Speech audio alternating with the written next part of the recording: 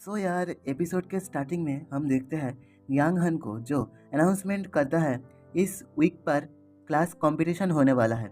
सभी को एटलीस्ट एक इवेंट पर पार्टिसिपेट करना ही होगा। हाजिन सोचता है, अरे यार मैं किस इवेंट पर पार्टिसिपेट करूं? अरे हाँ, मैं तो भूल ही गया था। क्लास कंपटीशन एक ऐसा इवेंट है जिसमें दो क्लास के बीच कंपटीशन होता है। यदि एक फॉर्मल क्लास होता तो मैं केवल फाइटिंग इवेंट पर पार्टिसिपेट करता, क्योंकि ये इवेंट क्रेडिट के लिए है, इसलिए ये कोई भी मायने नहीं रखता। हाजिन रेचल को पूछता है, हे रेचल, तुम क्या करने वाली हो? रेचल रिप्लाई देती है, शायद मैं क्विज इवेंट में पार्टिसिपेट करूंगी। यांगहन बोलता है, क्विज इवेंट पर पार्टिसिपेट करने की इनफ प्लेयर है और कोई जगह बाकी नहीं है। बास्केटबॉल और सॉकर में भी प्लेयर फुल हो गया है। हाजिन बोलता है, ओके देन हम लोगों के लिए क्या बचा है? यांगहन रिप्लाई देता है, सिर्फ दो इवेंट, सिंगिंग और आर्चरी। हाजिन, क्या तू आर्चरी करेगा? हाजिन तिरछी नज़र से नायन की ओर देखता है। नायन भी लाइक, तू मुझे ऐसे क्यों घूर रहा है? मैं आर्चरी नहीं करने वाली हूँ। तो हाजिन कहता है, यांगहन आर्चरी पर मेरा नाम लिख दे। नायन भी लाइक, सीरियसली? एक और बार पूछ लेता। देखते हैं तोमर को, जिसके पास ट्रूथ एजेंसी से रिप्लाई आया है, आपका रिक्वेस्ट अप्रूव्ड हो गया है। ट्रूथ एजेंसी, आपको तो पता ही है ये ट्रूथ एजेंसी किसका है। ये एजेंसी हाजिन का है। सीन शिफ्ट होता है क्लास कंपटीशन के दिन। देखते हैं तोमर को, जो सोचती है, ये आप मुझे रिस्पॉन्ड दे रही है? मुझे लगा था ये बेकार है क्योंकि कोई भी रिप्लाई नहीं आया था। मुझे आश्चर्य है, क्या ये ट्रूथ एजेंसी भरोसेमंद होगा? खैर जो भी हो, इसे कोई फ़र्क नहीं पड़ता कि वो कब रिप्लाई देता है, जब तक मुझे वो कमीना मिल जाए। सीन शिफ्ट होता है हाजिन की ओर। हाजिन सोचता है, कल रात में होसब मुझे कांटेक्ट किया था। अरे होसब, वही हाजिन का मोटा दोस्त जो इन्फॉर्मेशन देता है। हाजिन होसब को तोमर के फादर के बारे में इन्फॉर्मेशन इकट्ठा करने को कहा था। होशब कहता है, मैं आर्गस बेंजामिन के इन्फॉर्मेशन ढूंढ लिया। हाजिन पूछता है, क्या तुम जानते हो वो अब कहाँ है और क्या कर रहा है? होशब रिप्लाई देता है, वो अब जिंदा नहीं है। वो 4 साल पहले एक नर्सिंग होम पर काम करता था। मैं तुम्हें नर्सिंग होम का एड्रेस देता हूँ। सीन शिफ्ट होता है प्रेजेंट में। हाजिन सोचता है, तोमर की फादर अब जिंदा नहीं है, इसलिए बुक ऑफ ट्रूथ उसे ढूंढ नहीं पाया। बहुत ही जल्दी मेन स्टोरी स्टार्ट होने वाला है और मुझे तोमर के साथ मेन स्टोरी स्टार्ट होने के पहले डील करना होगा। ये सोचते हुए हाजिन चला जाता है। योना उसे देख के कॉन्फ्यूज हो जाती है कि हाजिन कहाँ जा रहा है। देखते हैं हाजिन चर्च की बेंच पर बैठे हुए सोचता है, मैं सोचता था मेरे दिल में श्रद्धा की भावना आ गया है, लेकिन मैं ये फील नहीं कर पा रहा हूँ। देखते हैं हाजिन बॉस को मैसेज किया था, क्या आपकी मर्सनरी अच्छा पैसा देता है? बॉस रिप्लाई देती है, डेफिनेटली, और आपका आइडेंटिटी को भी प्रोटेक्ट करता है। हाजिन मन में सोचता है, जेरोनिमो मर्सनरी मतलब 4 मिलियन ट्रूप एक विलेन ऑर्गेनाइजेशन है। ये ऑर्गेनाइजेशन अननेसेसरीली इंसानों को हत्या नहीं करता। जो भी हो, ये एक तरह से इविल सोसाइटी है। अगर मैं 4 मिलियन ट्रूप पर ज्वाइन करता हूँ, मैं इजीली नायन की भाई को मार सकता हूँ, जो डिमन बनने वाला है। उसे किल कर सकता हूँ। मुझे पहले से ही पता है कि मैं ये अकेला नहीं कर सकता, और ये करने के लिए मुझे क्राइम करना होगा। क्या मैं सच में एक इंसान को किल कर सकता हूँ? तभी वहाँ पर किम सुहो का एंट्री होता है, जो कहता है, हाजिन, क्या तुम एक क्रिश्चियन हो? हाजिन कहता है, तुम यहाँ पर क्या कर रहे हो सुहो? जो भी हो, मैं क्रिश्चियन नहीं हूँ। क्या तुम क्रिश्चियन हो? सुहो कहता है, ना, मैं भी क्रिश्चियन नहीं हूँ। अचानक से मुझे पास्ट याद आ गया। हाजिन कहता है, मुझे लगता है तुम पास्ट में चर्च पर आते थे। सुहो कहता है, तुम ऐसा कह सकते हो? सुहो हाजिन को पूछता है, क्या तुम कैथोलिक, मर्मन, बुद्धिस्ट, इसमें से कुछ भी हो? हाजिन रिप्लाई देता है, नो। किम सुहो पूछता है, तो फिर तुम्हारा रिलीजियन क्या है? हाजिन रिप्लाई देता है, एक ऐसा रिलीजियन जो दूसरे दुनिया से है। सुहो पूछता है, हाजिन, क्या तुम इसमें विश्वास करते हो कि कोई दूसरा दुनिया एग्जिस्ट करता है? हाजिन कहता है, देखा जाए तो आउटकॉल हुआ था 50 साल पहले, और इस दुनिया में मॉन्स्टर या फिर माना की कोई नामो निशान नहीं था 1970 के पहले। तो फिर सडनली ये मॉन्स्टर और माना कहाँ से अर्थ पर आने लगे? क्या ये सेंस नहीं बनाता कि ये मॉन्स्टर और माना दूसरे कोई दुनिया से आया है, निश्चित रीज़न के वजह से? हाजिन कहता है, ये प्रोफेसर गार्ड्स का अनदर वर्ल्ड थ्योरी है जो उन्होंने हमें पढ़ाया था। सूहो पूछता है, तो ये एक सिर्फ थ्योरी है जो एक्सप्लेन करता है आउट कॉल क्यों हुआ। हाजिन कहता है, लोगों के माने तो दूसरा दुनिया एक रिडिक्यूलस चीज़ है, लेकिन अच्छे से सोचा जाए तो मॉन्स्टर आउट कॉल, क्या ये भी कोई रिडिक्यूलस चीज़ नहीं है? सूहो बोलता है, आई गेस तुम सही हो। हाजिन मन में कहता है, अगर इस बारे में सोचा जाए तो हम दोनों का सिचुएशन सेम है, लेकिन तुम इस दुनिया में आए थे बचपन में और तुम्हारे पास एक परिवार है और तुम कभी भी अकेला नहीं रहोगे मेरी तरह। हाजिन कहता है, चलो फिर मैं अब आता हूँ। सूहो कहता है, मैं यहाँ पर कुछ और टाइम स्पेंड करूँगा, तो तुम जा सकते हो। हाजिन तभी पलटकर कहता है, ओह राइट, तुम्हारे पास कोई एजेंट नहीं है, मैं तुम्हें एक एजेंट रिकमेंड कर सकता हूँ। सूहो कहता है, एक एजेंट? हाँ, मैं एक एजेंट ढूंढने ही वाला था। हाजिन कहता है, मैं तुम्हें एक एजेंट रिकमेंड कर सकता हूँ। सूहो भी लाइक, रियली? तो फिर करो रिकमेंड। हाजिन मन में कहता है, किम सूहो, तुम्हें स्ट्रांग बनना होगा, अपने भाग्य से कहीं अधिक स्ट्रांगर। सीन शिफ्ट होता है गेम के अंदर, जहाँ फिर हाजिन फिर से नायन को हरा देता है। नायन कहती है, मैं इस बार बहुत ही क्लोज था। हाजिन कहता है, लगता है कुछ महीने के अंदर तुम मुझे इजीली हरा दोगी। तुम सोने क्यों नहीं जा रहे हो? क्या तुमने नहीं कहा था कि एकेडमी पर इवेंट चल रहा है? नायन कहती है, अरे यार मुझे नींद नहीं आ रही है। हाजिन कहता है, क्या तुम परेशान हो किसी वजह से? नायन कहती है, तुम ऐसा कह सकते हो।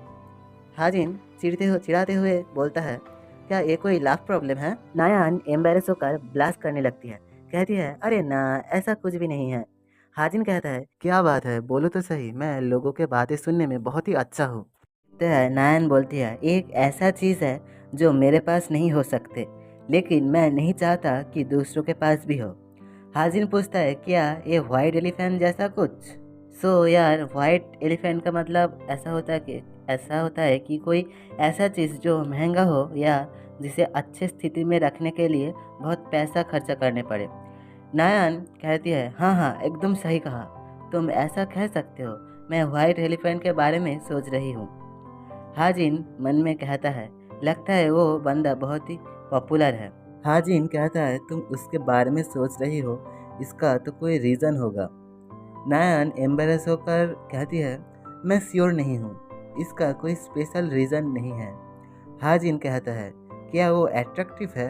अगर तुम उसके बारे में सोच रही हो तो तुम उसे पाने की कोशिश क्यों नहीं कर रही हो? अगर तुम ऐसे ही कंटिन्यू करोगी तो उसे कोई और चुरा लेगा। नायन थोड़ा सा शॉक हो जाती है, कहती है, कम ऑन, मुझे फ़र्क नहीं पड़ता कि वो चोरी हो जाए या कुछ भी हो जाए। हाजिन बोलता है, हाँ, अभी तुम्हें फ़र्क नहीं पड़ेगा, लेकिन एक दिन तुम रिग्रेट करोगी जब वो चोरी हो जाएगा। तभी नायन सोचने लगती है हाजिन के बारे में। सीन शिफ्ट होता है आर्चरी कंपटीशन के दिन। नायन की मूड खराब था। वो योना पूछती है, क्या कुछ हुआ है नायन? नायन रिप्लाई देती है, कुछ नहीं हुआ है। खैर, आज यहाँ पर इतने सारे मेजेस क्या कर रहे हैं? योना बोलती है, आज 8 स्टार मैच आई है, उसे एटलीस्ट एक बार देखने के लिए सारे मैचेस आए हैं। इस वर्ल्ड में सिर्फ 300 ही 8 स्टार मैच है। नायन कहती है, अच्छा तो ये बात है, देखते हैं 8 स्टार मैच को जो कंपटीशन देख रही थी। सीन शिफ्ट होता है हाजिन और एक बंदे की ओर, दोनों अपने अपने पोजीशन लेता है। अनाउंसमेंट होता है, रूल्स सिंपल है, दोनों बारी बारी से एक बार एरो फायर करेगा और जिसका टारगेट हिट होगा वही जीतेगा। किसी एक टारगेट को हिट करने के सिर्फ एक ही चांस दिया जाएगा दोनों को। स्टार्टिंग होता है 50 मीटर डिस्टेंस से। किम हाजिन, प्लीज़ अपना एरो फायर करो। हाजिन बो पर एरो लगाने जा रहा था, तभी उसके ऊपर जोरदार ग्रेविटी प्रेशर पड़ता है। कहा जाता है वो 8 स्टार मैच अपने जादू के जरिए आर्चर को डिस्टर्ब करेगी। हाजिन मन में कहता है, ये प्रेशर कुछ ज़्यादा ही नहीं हो रहा है? इतनी प्रेशर के बीच टारगेट को हिट करना बहुत ही मुश्किल है। हम देखते हैं उसी मैच को जो छोटी बच्ची जैसा थी। तभी उसके पास खड़ा एक और मैच उससे पूछता है, क्या हाजिन के पास जो लड़का है वो आपका भतीजा है? 8 स्टार मैच रिप्लाई देती है, अनफॉर्चुनेटली वो मेरी भतीजा है और वो बहुत ही बड़ा हो गया है ना? तभी पास वाला मैच कहता है दैट्स राइट कि भतीजे को और भी बेटर लग रहा है उस चोमू हाजिन के पास खड़े होने की वजह से। 8 स्टार मैच कहती है उस लड़के का पोस्चर ठीक ठाक ही है और मैं किसी को भी 350 मीटर तक पहुंचने नहीं दूंगी। वो पास वाला मैच शॉक्ड हो जाता है और सोचता है उसके सीनियर ने कहा था 8 स्टार मैच की अपीयरेंस छोटी बच्ची जैसा है, लेकिन उसकी उम्र बहुत ही ज़्यादा है और वो जो कुछ भी करना चाहे उसे रोकना मत। अगर तुम उसे खुश कर पाते हो तो शायद तुम्हें वो कुछ ज्ञान दे सकती है। ये सब सोचकर वो परेशान होने लगता है।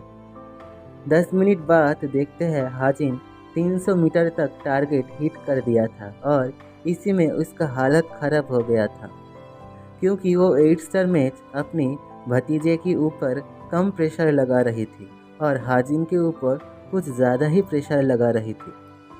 तभी भतीजा कहता है तुम्हें कुछ तो टैलेंट है। हाजिन बोलता है ऐसा लग रहा है तुम बहुत ही रिलैक्स्ड हो।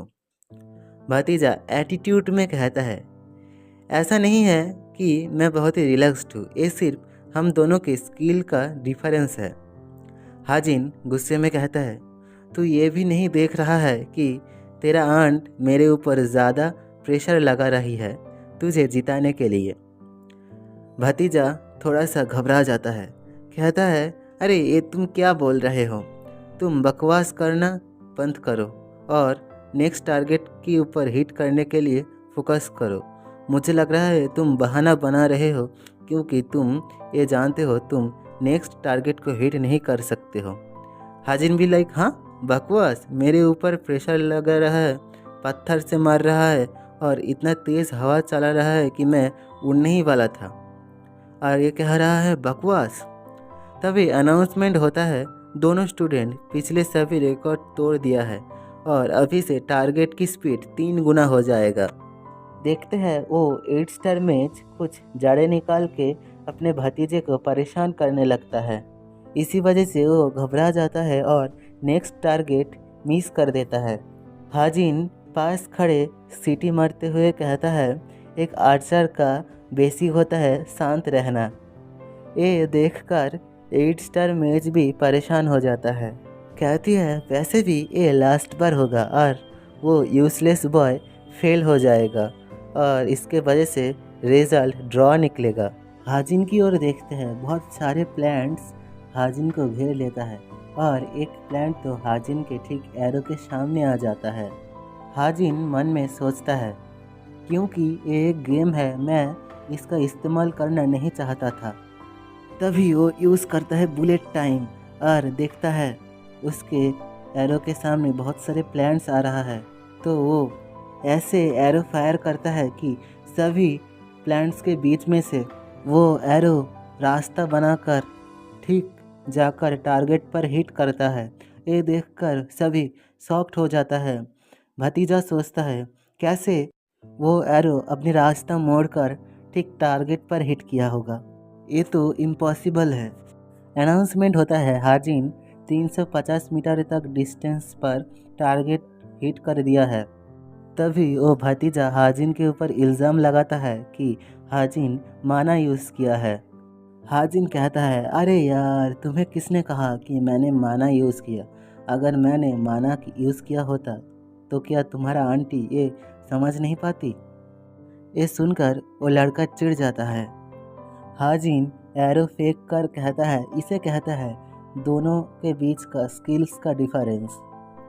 अनाउंसमेंट होता है किम हाजिन 350 मीटर तक टारगेट हिट किया है और वो एक नया रिकॉर्ड सेट किया है और इस मैच का विनर है किम हाजिन।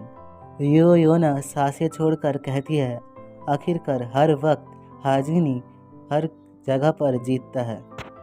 नायान सोचती है अगर मैं ठीक से सोचूं तो मैं उसका सिर्फ अच्छा साइड ही देख पा रही हूँ। वो कितना स्ट्रांग है, उसका स्ट्रेंथ कितना बढ़ गया है, ये सोचते हैं वो शर्मा जाती है। एपिसोड के स्टार्टिंग में हम देखते हैं हाजिन को जो सोच रहा था फाइनल कंपटीशन संडे पर होगा एंड देन क्लास कंपटीशन ख़त्म हो जाएगा और मैं फाइनली इवेंगल को टाइम दे पा रहा हूँ। देखते हैं इवेंगल चिकन खा रही थी और हाजिन लैपटॉप में कुछ काम कर रहा था। तभी हाजिन को एक मैसेज आता है गेरोनिमो मर्सिनरी से, जहां पर हाजिन को एक मिशन दिया जाता है इतालियन माफिया को असैसिनेट करने की, जो बहुत सारे मर्डर, रेप, ब्लैकमेल ये सब क्राइम कर चुका है और ये भी र्यूमर्स है कि वो एक डिमोनिक ह्यूमन है। इटालियन माफिया आउटकल के वक्त गवर्नमेंट का वीकनेस का फ़ायदा उठाकर अपने आप को पावरफुल बनाया है। सभी के पास बहुत सारे पैसा और वेपन्स है, सो ये सब अपने आप को एक नेशन के जितना पावरफुल समझने लगे हैं। हाजिन सोचता है मैं 4 मिलियन ट्रूप पर ज्वाइन होने की टेस्ट पास हो गया हूँ, लेकिन फिर भी क्या एक ट्रेनी मर्सनरी के लिए ये एक हार्ड मिशन नहीं है? क्या सच में इस मिशन का डिफ़िकल्टी लेवल डी है? डिमोनिक ह्यूमन, हाँ, मुझे लगता है मैं गिल्टी नहीं फील करूँगा अगर मैं कोई डिमोनिक ह्यूमन को मारता हूँ। तभी इवेंगल कहती है हाजिन। हाजिन शॉक्ड हो जाता है। इवेंगल पूछती है क्या मैं और एक चिकन का पीस खा सकती हूँ? हाजिन बोलता है, हाजिन कहता है हाँ, तुम जितना चाहो उतना खा सकती हो। ये सुनकर इवेंगल बहुत ही खुश हो जाती है। हाजिन मन में सोचता है मैं इमीडिएटली मिशन को स्टार्ट नहीं करना चाहता, पहले मैं थोड़ा सा प्रिपरेशन करना चाहता हूँ।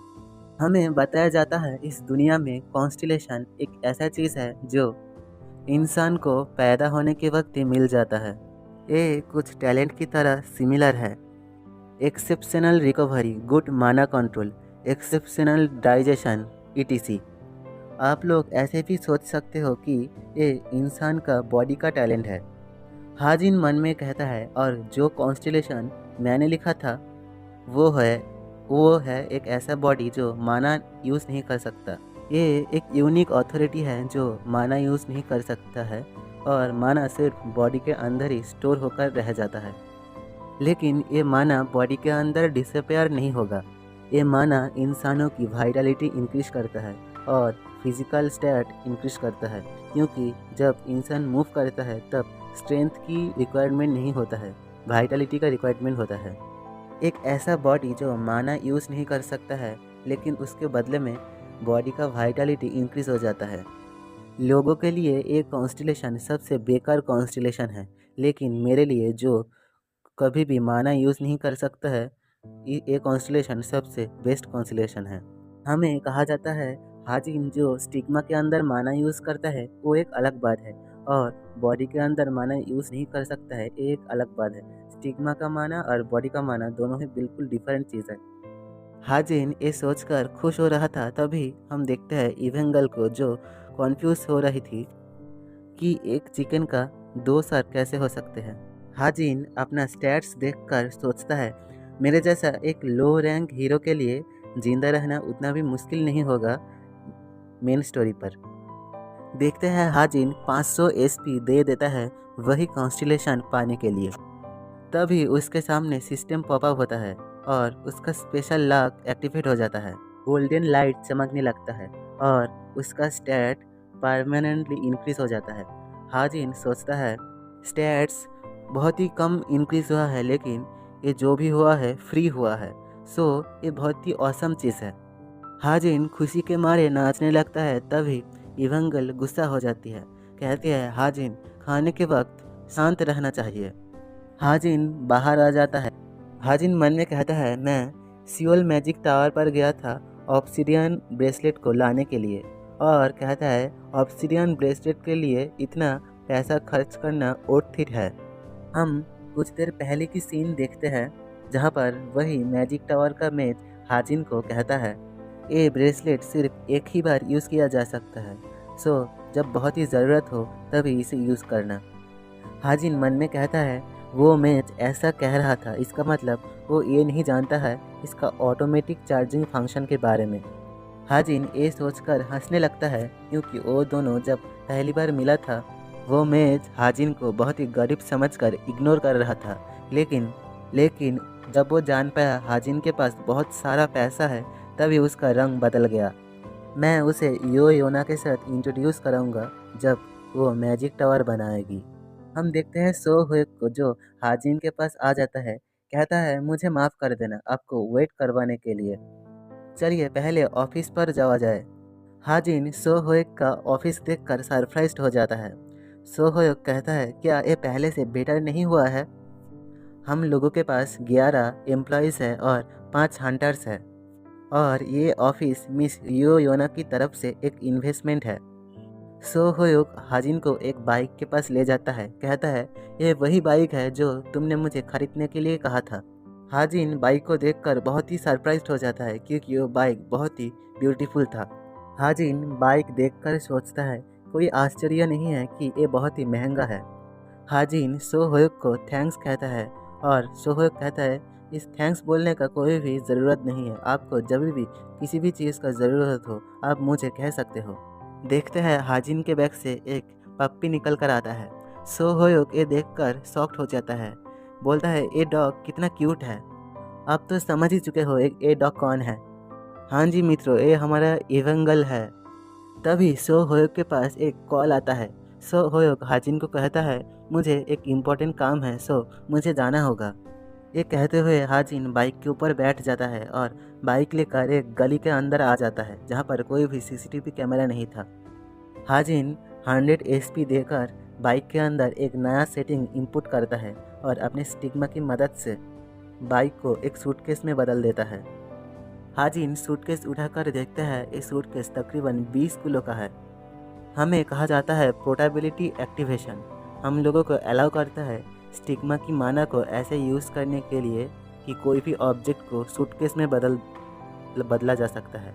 हाजिन इवेंगल को कहता है, तुम्हारे लिए बहुत ही टफ होगा उस बैग के अंदर रहना, और सोचता है इवेंगल ने उसे कहा था उसे सियोल घूमना है, सो इसी वजह से हाजिन इवेंगल को लेकर आया है। हाजिन इवेंगल को कहता है, चलो कुछ खाने चले। सीन शिफ्ट होता है यो योना की ओर। हम देखते हैं यो योना उसके मॉम के साथ बिजनेस मीटिंग पर आई थी। उसकी मॉम कहती है, देखो यो योना, ये सभी लैंड फ्यूचर में सिर्फ तुम्हारा होगा।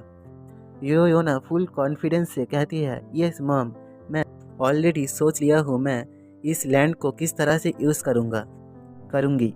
उसकी मॉम कहती है, तुम भरोसे लायक हो, लेकिन तुम्हारा बाप अभी भी मैच्योर नहीं हुआ है। यो योना कहती है, फादर कुछ दिनों से बहुत ही अच्छा हो गया है। और तभी उसका नज़र साइड में पड़ती है जहाँ पर हाजिन और इवेंगल रोड क्रॉस कर रहा था। यो योना शॉक्ड होकर कहती है, किम हाजिन, वो एक सनग्लास पहना है, लेकिन मैं डेफिनेटली उसे पहचान सकती हूँ। लेकिन उसके साथ वो बच्ची कौन है, मुझे ये जानना ही होगा। हाजिन के पास वो ना जाने ही वाला था, तभी उसकी मॉम उसे पकड़ लेती है। कहती है, तुम कहाँ जा रही हो? अभी भी हमें बिल्डिंग विजिट पर जाने वाले हैं। योना कहती है, मुझे बहुत ही अर्जेंट काम आ गई है, लेकिन उसका मॉम सुनती नहीं है और उसे लेकर चली जाती है और उसकी मॉम उसे खींचते हुए ले जाने लगती है। कहती है, हम पहले ही लेट हो गए हैं। योना मन में सोचती है, मुझे जानना ही होगा कि हाजिन के साथ वो कौन था। एपिसोड के स्टार्टिंग में हम देखते हैं हाजिन और इवेंगल रेस्टोरेंट पर खाना खा रहा था। तभी सभी इवेंगल को उसकी क्यूटनेस की वजह से देखने लगते हैं। हाजिन इवेंगल को पूछता है, क्या इवेंगल इस वीकेंड पर अकेले रह सकते हैं हाजिन के बिना? ये सुनकर इवेंगल सैड हो जाती है। हाजिन सोचता है, अरे बाप रे, शायद ये अभी रोने वाली है, और कहता है, इवेंगल, तुम्हें जो भी खिलाने चाहिए मैं तुम्हें खरीद के दूंगा, सिर्फ तुम मुझे एक बार बोलो कि तुम्हें क्या चाहिए। इवेंगल फिर भी मायूस होकर कहती है, ठीक है। और हाजिन सोचता है, मैं अब क्या करूं? इवेंगल निश्चित रूप से डिप्रेस्ड हो गई है। हाजिन इवेंगल को मनाने के लिए बहुत सारा खाना इवेंगल के सामने रख देता है, और ये देखकर इवेंगल भी बहुत ही खुश हो जाती है। हाजिन मन में कहता है, सॉरी इवेंगल, मैं जल्द ही वापस आ जाऊंगा। हम देखते हैं हाजिन और इवेंगल खिलौने खरीदने जा रहे थे, तभी इवेंगल कुछ नोटिस करती है और रुक जाती है। हाजिन रुककर पूछता है, क्या हुआ इवेंगल? हम देखते हैं एक बिल्ली को। हाजिन सोचता है, इस जैसे जगह पर ये बिल्ली क्या कर रही है? इवेंगल तभी क्यूट बनते हुए कहती है, हाजिन, मैं व्हाइटी के साथ खेलना चाहती हूँ। हाजिन पूछता है, क्या इस बिल्ली का नाम व्हाइटी है? इवेंगल बोलती है, हाँ। हाजिन सोचता है, सच में ये बिल्ली बहुत ही क्यूट है। मैं अभी जिस घर पर रहता हूँ, शायद मैं और एक पेट रख सकता हूँ। हाजिन इवेंगल को पूछता है, क्या होगा अगर ये बिल्ली तुम्हारी स्पिरिट फ्रेंड्स के साथ फाइट करने लगे। इवेंगल फुल कॉन्फिडेंस से कहती है, मैं ये मेक श्योर करूँगी कि वो कोई भी फाइट ना करे। हाजिन कहता है, तो फिर मुझे प्रॉमिस करो कोई भी फाइट नहीं होगा घर पर। और वो दोनों खुशी खुशी प्रॉमिस करता है। और नेक्स्ट सीन में हम देखते हैं इवेंगल वाइटी को डांट रही थी उसकी खिलौने खराब करने के लिए। तभी हाजिन आकर कहता है, इवेंगल मैं जल्दी वापस आ जाऊंगा और तुम वाइटी का अच्छे से ध्यान रखना। लेकिन इवेंगल हाजिन की ओर देखती भी नहीं, वो तो वाइटी को डांटने में बिजी थी। हाजिन सोचता है, इवेंगल मुझे ऐसे इग्नोर कर रही है कि मैं यहाँ पर हूँ ही नहीं। ये बहुत ही दुखद है। हाजिन पासपोर्ट देखकर सोचता है, एक फेक पासपोर्ट, ये मुझे नर्वस कर रहा है ट्रैवलिंग करने के लिए। लेकिन मैं कोई भी प्रॉब्लम पर नहीं फंसा। सच में चार्मेलियन ट्रूप बहुत ही अच्छा है। हम देखते हैं हाजिन इटली पहुंच जाता है। सोचता है नोवेल के अंदर इटली एक बहुत ही यूनिक कंट्री था। इटालियन माफिया की एग्जिस्टेंस की रीज़न ये है कि ये कोई भी लॉलेस और रेकलेस ऑर्गेनाइजेशन का जैसा नहीं है। और मॉन्स्टर आउटकल के वक्त गवर्नमेंट और माफिया कोऑपरेशन पर आया था। वह एक गिल्ड क्रिएट किया था जो शैडोज में छुपकर बिजनेस करता था और सभी के सामने भी बिजनेस करता था। और मैं जिस माफिया को किल करने वाला हूँ वो माफिया की one of the strongest group में से आता है। हाँ, सच में क्या मुझे उसे किल करना होगा? एक्चुअली ये भी हो सकता है ये असाइनमेंट कोरियन माफिया की ओर से ऑर्डर किया गया है। अचानक से हाजिन साउंड पाता है, ट्रेनिंग यहाँ पर देखो। हाजिन शॉक्ड हो जाता है। देखते हैं वहाँ पर बॉस आ गई थी। बॉस हाजिन की बाइक देखकर खुश हो जाती है। कहती है, वो तुम्हारा सूटकेस बाइक में बदल गई है। हाजिन पूछता है, क्या बॉस आप मुझे हेल्प करने आई हो? बॉस कहती है, नो मैं तुम्हें कोई भी हेल्प नहीं करूँगी। हाजिन पूछता है, तो आप यहाँ पर क्या करने आई हो? बॉस फनी तरह से हाजिन की ओर देखने लगता है। कहती है, बाइक स्टार्ट करो, मैं एक राइड पर जाना चाहती हूँ। हाजिन सोचता है अरे क्या, बाइक राइड करने का तो बहुत सारा टाइम मिलेगा, अभी हमें मिशन पर ध्यान देना चाहिए। सीन शिफ्ट होता है। देखते हैं नायान और सुहो शॉर्टमैनशिप प्रैक्टिस कर रहा था और नायान प्रैक्टिस करते करते बहुत ही टायर्ड हो जाती है। यहीं पर ही योना हाजिन के बारे में सोच रही थी कि हाजिन के साथ वो बच्ची कौन हो सकती है। क्या वो हाजिन का कोई कजिन है? ना, ये तो नहीं हो सकता है। हाजिन तो बचपन से ही ऑर्फन है। क्या ये हो सकता है कि वो हाजिन का ही बच्चा है? नो, ये तो पॉसिबल नहीं है, इतनी यंग एज में कोई भी बच्चा होना। और मैं इन्वेस्टिगेशन में उसका कोई रिलेटिव भी खोज नहीं पाई। यहीं पर ही नायान कहते हैं, हे योना, तुम क्या सोच रही हो? मैं कितनी देर से तुम्हें आवाज़ दे रही हो। क्या जोंगहक तुमसे दूर चली जा रही है? ये सुनकर योना गुस्से में आ जाती है, क्योंकि जब योना जोंगहक को एक साथ स्टडी करने के लिए पूछ रही थी तो जोंगहक उसे रिजेक्ट कर दिया था। योना कहती है, हे नायान, हाजिन मुझे बोल रहा था कि वो तुमको हेट करता है। नायान शॉक्ड हो जाती है। कहती है, ये तुम अचानक से क्या कह रही हो? सुहो बोलता है, क्या तुम सीरियस हो? योना बोलती है, ऑलरेडी हाजिन और रेचल की रिलेशनशिप के बारे में एकेडमी पर र्यूमर्स स्प्रेड हो गए हैं और अगर मैं हाजिन के जगह पर होता तो मैं नायान के बदले रेचल को ही चूज करूँगी। नायान गुस्से में आ जाती है। कहती है, हे योना, तुम ये किस तरह की बातें कह रही हो? योना बोलती है, क्यों नायान, तुमने ही तो कहा था कि हाजिन के बारे में तुम्हें कोई भी फर्क नहीं पड़ती है और तुम हाजिन को हेट करती हो। अब क्या हुआ? ये सुनकर नायान और भी गुस्से में आ जाती है और इधर किम सुहो कॉन्फ्यूज्ड हो जाता है कि वो इन दोनों को कैसे रोकेगा। सुहो बोलता है, तुम दोनों सडनली क्यों झगड़ रही हो? ये सुनकर नायान गुस्से में चली जाती है और इधर किम सुहो परेशान हो जाता है ये सोचकर, अरे कुछ देर पहले तो सब कुछ ठीक था और अभी इन दोनों को क्या हो गया? सीन शिफ्ट होता है। देखते हैं बॉस हाजिन की बाइक पर राइड ले रही थी। तभी हाजिन सोचता है, क्या ये सच में सिर्फ एक राइड चाहती थी? बॉस तभी कहती है, रात 9 बजे एक सोसाइटी गैदरिंग होगा और इस गैदरिंग का होस्ट ही तुम्हारा टारगेट होगा। फॉरेस्ट में एक बहुत ही ऊंची जगह है और वो जगह ही स्नाइपिंग के लिए परफेक्ट है। देखते हैं हाजिन और बॉस एक बिल्डिंग के सामने आ जाता है। ये बिल्डिंग बहुत ही पुराना था। हाजिन तभी जंप करते हुए बिल्डिंग की टॉप पर पहुंच जाता है। बॉस कहती है, हे ट्रेनी, क्या मैं तुम्हें मिशन एग्जीक्यूट करते हुए देख सकती हूँ? हाजिन कहता है, ये बहुत ही अनकंफर्टेबल है मेरे लिए, सो यहाँ से चली जाओ। ये सुनकर बॉस का रिएक्शन कुछ ऐसा होता है। हाजिन कहता है, अभी के अभी यहाँ से चली जाओ। सो बॉस बोलता है, हाँ हाँ ठीक है, मैं जाती हूँ।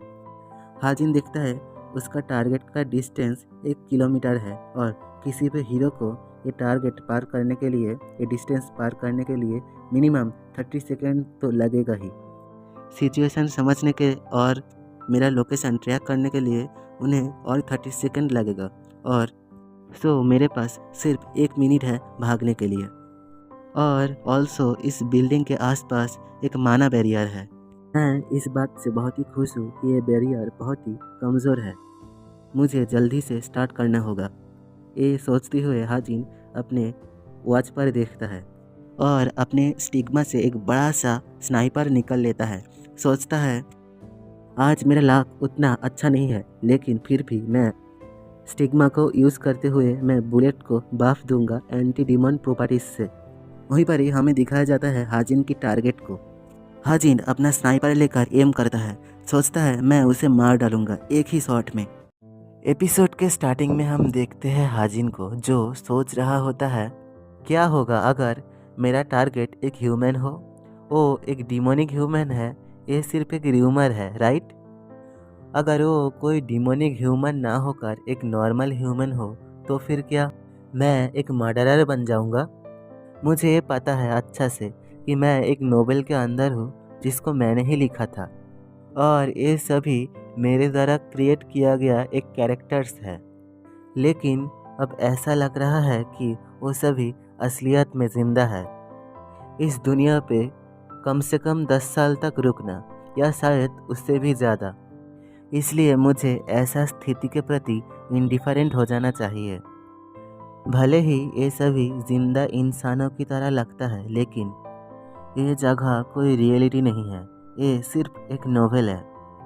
तभी हम देखते हैं हाजिन गन की ट्रिगर दबा देता है और एक बुलेट सीधा जाकर टारगेट पर हिट होता है।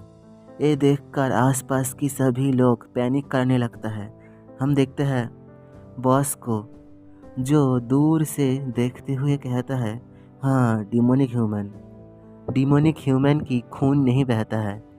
हम देखते हैं कुछ समय बाद हाजिन और बॉस एक जगह पर बैठा था। हाजिन पूछता है, बॉस आपको कैसे पता चला कि मैं यहाँ पर हूँ? बॉस कहती है, मैं तुम्हारा लोकेशन ट्रैक किया हूँ। हाजिन शॉक्ड हो जाता है, कहता है, क्या तुम ये भी कर सकती हो? बॉस हाजिन को शाबाशी देता है। देखती है कि हाजिन की हाथ कांप रहा था। सोचती है हाजिन को मेंटली चोट लगा हुआ है इस मिशन के लिए, क्योंकि ये उसका पहली बार है कि वो कोई इंसान को किल किया है। बॉस पूछती है, क्या तुम्हें कोई दिक्कत हुआ है ये मिशन कंप्लीट करने के लिए? हाजिन रिप्लाई देता है, ये मिशन थोड़ा सा हार्ड था, लेकिन ये मेरा फर्स्ट टाइम, सो थोड़ा सा दिक्कत हुआ है। बॉस बताती है कि पैसा इनकम करना कोई भी आसान चीज़ नहीं है, क्योंकि पैसा ही एक ऐसा चीज़ है जिसको तुम विश्वास कर सकते हो, स्पेशली हम जैसे लोगों के लिए। ये सुनकर हाजिन शॉक्ड हो जाता है। बॉस फिर कहती है, हाँ, जिसका कोई फैमिली नहीं है। हाजिन सोचकर कहता है, वेल आप शायद ठीक कह रही हो। बॉस हाजिन को देखकर सोचती है, वो अभी भी बहुत ही शांत है। मैं जितनी बार उसे देखती हूँ वो मुझे और भी इंटरेस्टिंग लगता है। जो चीज़ डिफेंसिव माना बैरियर को डिस्ट्रॉय कर दिया था, वो निश्चित रूप से एक एंटी मैजिक था। मेरी आंखें गलत नहीं था।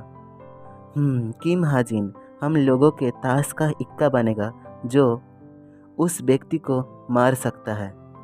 हम देखते हैं बॉस अपने ग्रुप के पास लौट आती है और हाजिन के बारे में डिस्कस करने लगती है। तभी वही इंफॉर्मेशन गदर करने वाला मेंबर कहता है, इस दुनिया में बहुत सारा strong strong anti magic user है, लेकिन फिर भी क्यों हम लोगों को क्यों उस जैसा एक इमेच्योर क्रेडिट को ग्रुप पर ज्वाइन करवाना चाहिए। तभी दूसरा कहता है, तुम इस वक्त ऐसा क्वेश्चन कर रहे हो। तो वो कहता है, अरे मैं सिर्फ क्यूरियस था उसके लिए। तभी बॉस कहते हैं, ऐसा क्योंकि उसका वो आंखें। बाकी सभी शॉक्ड हो जाता है, सोचता है बॉस को कभी प्यार व्यार हो तो नहीं गया। बॉस सोचती है, उसका वो दोनों आंखें, उसमें अकेलापन है, ठीक वैसा जैसा मेरी आंखें उस दिन था। क्या यही वो कारण है कि मैं उसके लिए परेशान हो रही हूँ। मैं आशा करती हूँ कि वो मेरे जैसा सेम रास्ते पर ना चले। हमें दिखाया जाता है हाजिन और बॉस के बीच हुआ बातें। हाजिन कहता है, बॉस क्या आप मुझे कोई बहुत अच्छा सा रिवॉर्ड दे पाओगी, लाइक कोई स्पेशल आइटम। बॉस बताती है, हाँ मैं दे सकती हूँ, तुम्हें किस तरह के आइटम चाहिए। तो हाजिन कहता है, अरे बॉस तुम्हें जो अच्छा लगे तुम वही दे देना। हाजिन तभी मन में सोचता है, बॉस के पास बहुत सारा एक्सपेंसिव आइटम है और बॉस उन सभी आइटम की मार्केट वैल्यू नहीं जानती है। अगर बॉस खुद कोई आइटम मुझे देती है तो शायद वो आइटम की वैल्यू जो मैं रिवॉर्ड मांगूंगा उससे भी ज़्यादा हो सकता है। बॉस तभी जाने के वक्त कहती है, मैं आशा करती हूँ कि हम दोनों एक ही टीम पर आ सकते हैं। तो हाजिन रिप्लाई देता है, अरे ना ना बॉस, मैं अभी भी डिसाइड नहीं किया हूँ। बॉस ये सुनकर गुस्सा हो जाती है, कहती है, क्या व्हाट। तो हाजिन कहता है, मुझे किस प्लेस पर ज्वाइन करना है ये डिसाइड करना है, राइट। मुझे लगता है अभी ये सोचना बहुत ही जल्दबाजी होगा। बॉस बी लाइक, सीरियसली मैं इसके दिमाग में क्या चल रहा है समझ ही नहीं सकती हूँ। सीन शिफ्ट होता है हाजिन के रूम पर। इवेंगल और व्हाइटी दोनों सो रहा था। तभी हाजिन घर पर लौट आता है। इवेंगल तभी भागते हुए हाजिन के पास जाती है। हाजिन कहता है, अरे यार इवेंगल तुम दोनों यहाँ पर क्यों सो रहे हो। तो इवेंगल कहती है, मैं तुम्हारे लिए इंतज़ार कर रही थी हाजिन। वेलकम बैक, तुमने बहुत ही हार्ड वर्क किया होगा आज। हाजिन इवेंगल को गले लगाते हुए सोचता है, एक्चुअली मुझे पता है मेरे लिए अभी ये सभी लोग कोई नोबेल की कैरेक्टर नहीं रहा। ये सभी एक्चुअली ज़िंदा है और सांसें लेता है। लेकिन क्या मुझे मेरी दुनिया पर वापस जाने के लिए ये सभी चीज़ें बार बार करना होगा फ्यूचर में। कितनी बार मुझे ये सब करना होगा। एपिसोड के स्टार्टिंग में हम देखते हैं हाजिन को, जो सोच रहा था सेकंड सेमेस्टर एग्जामिनेशन स्टार्ट हो गया है और इस बार फर्स्ट सेमेस्टर की तरह कोई भी लफड़ा नहीं हुआ है, क्योंकि आउटसाइडर्स की एंट्रेंस पर रेस्ट्रिक्शन लगाया गया है। ये सभी इंसिडेंट ओरिजिनल नोवेल पर नहीं हुआ था। छोड़ो भी यार, क्या ही फ़र्क पड़ता है। ये एक ऐसा पार्ट था जो मैं ज़्यादा डिटेल में नहीं लिखा था। हम देखते हैं बाकी सभी स्टूडेंट की हालत, सभी डिप्रेशन में चला गया था। इतना टफ एग्ज़ाम हुआ था, लेकिन हाजिन के लिए ये सब तो कुछ भी नहीं था, क्योंकि उसके पास सिस्टम था। सिस्टम की मदद से वो सभी क्वेश्चन का आंसर इजीली करेक्ट लिखता था। हाजिन कहता है, मुझे शायद वही नर्सिंग होम पर जाना चाहिए जो होसफ ने मुझे कहा था। तभी हाजिन को कोई आवाज़ लगाता है। हम देखते हैं नायान आया था। वो पूछती है, क्या तुम स्टडी रूम पर जा रहे हो। हाजिन कहता है, ना मैं तो नहीं जा रहा हूँ। वो कहती है, क्या तुम स्टडी नहीं करने वाले हो। तो हाजिन रिप्लाई देता है, मुझे स्टडी करने की कोई भी ज़रूरत नहीं है। तो वो पूछती है, क्या तुम्हारे पास कोई समरी नोट्स है। हाजिन कहता है, नो। सोचता है, अरे यार इसके साथ अब क्या हुआ है। नायान बोलती है, प्लीज़ हाजिन यार मुझे थोड़ा सा हेल्प कर दे, आज मेरी एग्ज़ाम का पूरा एल लग गई है। मैंने ये सुना था इम्पोर्टेंट पॉइंट्स को सिर्फ याद करने से ही 10 पॉइंट्स एक्स्ट्रा मिलता है। प्लीज़ हाजिन यार मुझे हेल्प कर दे। हाजिन बोलता है, अरे यार तुम योना के पास क्यों नहीं जा रहे हो, उसको हेल्प करने को कहो। नायन ये सुनकर अपना सर नीचे कर लेती है। और धीरे से कहती है, मेरा उसके साथ फाइट हो गई है। अगर तुम मुझे हेल्प करते हो तो मैं तुम्हें बहुत सारा अच्छे अच्छे खाना खिलाऊंगी। तभी नयन देखती है, हाजिन वहाँ से गायब हो गया था, वो तो पहले से ही चला गया था। और गुस्से में चीखती है, अरे किम, हाजिन के बच्चे, तू कहाँ चला गया। हम देखते हैं हाजिन वही नर्सिंग होम के सामने आ गया था, जहाँ पर तोमर के पिताजी मरने से पहले रहा करता था।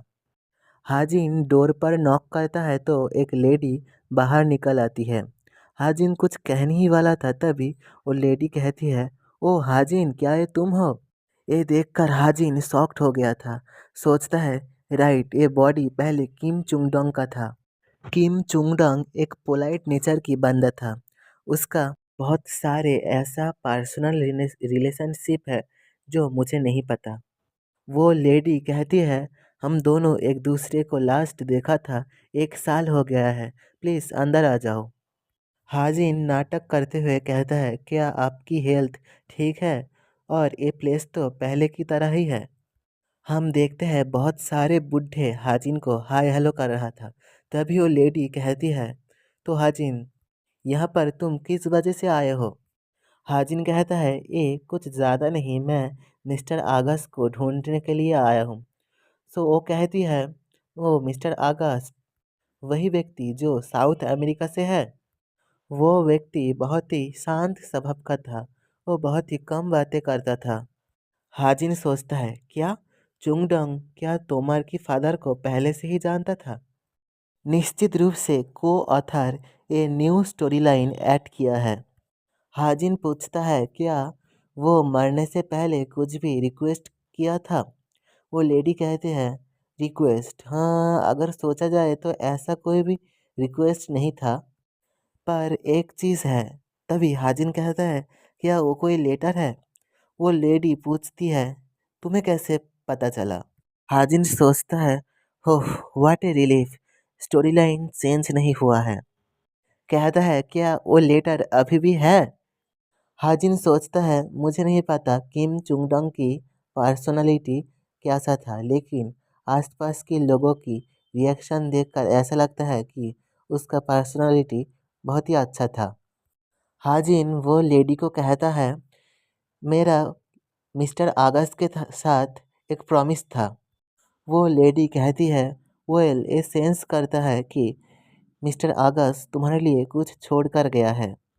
जैसे कि तुम किसी के साथ भेदभाव नहीं करते हो, और तुम ही वो व्यक्ति हो जो मिस्टर अगस्त के साथ पहली बार बात किया था। तुम सियोहो मेमोरियल पार्क पर जाओ, वो लेटर वहीं पर है। हाजिन सियोहो पार्क पर आते हुए सोचता है, मैं इस लाइफ पर ऐसा बहुत सारा काम कर रहा हूँ जो मैं रियल लाइफ पर नहीं किया। तभी उसका नज़र एक लेटर पर पड़ता है। कहता है, तो ये लेटर यहाँ पर है। Oh, what a relief. Hajin कहता है, रुको ज़रा, मैं पहले से ही जानता हूँ इस लेटर पर क्या लिखा है। इस लेटर को खोलने का कोई भी ज़रूरत ही नहीं है। लेकिन क्या होगा अगर को ऑथर इस लेटर पर कुछ चीज़ें चेंज कर कर ट्रिक किया है? वैसे भी मेरे पहले एक पर्सन इस लेटर को रीड किया है। अगर लेटर की कंटेंट चेंज हो जाता है तो ये मैटर बहुत ही कॉम्प्लिकेटेड हो जाएगा। हाजिन वो लेटर खोलकर पढ़ने लगता है। तभी सीन शिफ्ट होता है। हम देखते हैं योना की गिल्ड पर, इंफॉर्मेशन गिल्ड, जहाँ पर योना हाजिन के बारे में इंफॉर्मेशन गैदर कर रहा था। तभी योना की एक सबॉर्डिनेट हाजिन के बारे में इंफॉर्मेशन देती है कि हाजिन अपने 11 साल की उम्र में क्यूब पर एंटर हुआ था, और उसके पहले वो किसी भी ऑर्फनेज या फिर नर्सिंग होम पर वॉलंटियर का काम करता था। योना सोचता है, तो हाजिन ये सब करता है तो क्या यही वो रीज़न है कि हाजिन बार बार बाहर जाता है? हाजिन के बाहर जाने के पीछे बहुत सारा र्यूमर्स है, लेकिन ट्रूथ क्या ये है कि हाजिन वॉलंटियर्स करने जाता है? वैसे भी मैं उन सभी र्यूमर्स को बिलीव नहीं करती हूँ। वो एक ऑर्फन की तरह बड़ा हुआ है और अपने टैलेंट अवेकन करने के बाद मिलिट्री एकेडमी ज्वाइन किया है। अगर मैं उसकी जगह पर होता तो मैं कभी भी मेरी नेगेटिव पास्ट की ओर नहीं जाता। मैं मेरी नेगेटिव पास्ट को कचरे की तरह फेंक देता, लेकिन वो अपनी पास्ट को याद रखता है। लेकिन वो अपने पास्ट को याद करता है। नो, ऐसा भी हो सकता है वो बाहर जाता है उसके पेरेंट्स के बारे में इन्वेस्टिगेशन करने के लिए। वो अपनी स्ट्रेंथ को किसी का अटेंशन पाने के लिए यूज़ नहीं करता। किसी को पता चले बिना वो अपनी स्ट्रेंथ की यूज़ करता है किसी को हेल्प करने के लिए, और इसी वजह से मैं उसका रेस्पेक्ट करती हूँ। सच में हाजिन, तुम एक इनक्रेडिबल पर्सन हो। तभी योना पूछती है, क्या हम लोगों के पास हाजिन के पास्ट के बारे में कोई भी इंफॉर्मेशन नहीं है, जैसे कि वो कहाँ पर जन्म लिया है? दूसरी तरफ से रिप्लाई आता है, नहीं, हम लोगों के पास सिर्फ इतना ही इंफॉर्मेशन है, प्लीज़ हमें माफ़ कर देना। तो योना कहती है, ठीक है, अपनी इन्वेस्टिगेशन जारी रखो। और हम लोगों के पास कोरियन माफिया गैंग की ओर से एक असैसिन को ट्रैक करने की मिशन आया है। उन लोगों की एक गैंग मेंबर को कोई कोरियन असैसिन किल किया है। योना सोचती है, हाँ, कोरियन माफिया, हाँ। वैसे भी मैं रेलिक्स स्मगलिंग के बारे में कोरियन माफिया के साथ डिस्कस करने ही वाला था। शायद ये हम लोगों के पास एक एडवांटेज है उन लोगों के साथ काम करने की। योना पूछती है, क्या हम वो असैसिन को ट्रैक कर सकते हैं? तभी रिप्लाई आता है, एक नया मेंबर किम होसप ज्वाइन किया है, वो इस मैटर पर यूज़फुल हो सकता है। मैं आपको उसका फाइल सेंड करती हूँ। सीन शिफ्ट होता है हाजिन की ओर, जो कहता है, ये एक रिलीफ की बात है कि लेटर की कंटेंट बिल्कुल भी चेंज नहीं हुआ है। सो करंट सिचुएशन पर मैं मेरा ट्रूथ एजेंसी पर इसका सिर्फ यही आंसर दे सकता हूँ। तभी सीन शिफ्ट होता है तोमर की ओर, जिसके पास ट्रूथ एजेंसी से एक मैसेज आता है। मैसेज में कहा गया था, हम फर्नांड जीसस को ट्रैक कर लिया है। ये सुनकर तोमर एक डेविल सी हंसी देती है। फिर से मैसेज आता है, अगर आप हम लोगों की रिप्लाई जानना चाहते हो तो पहले पैसा ट्रांसफ़र करो।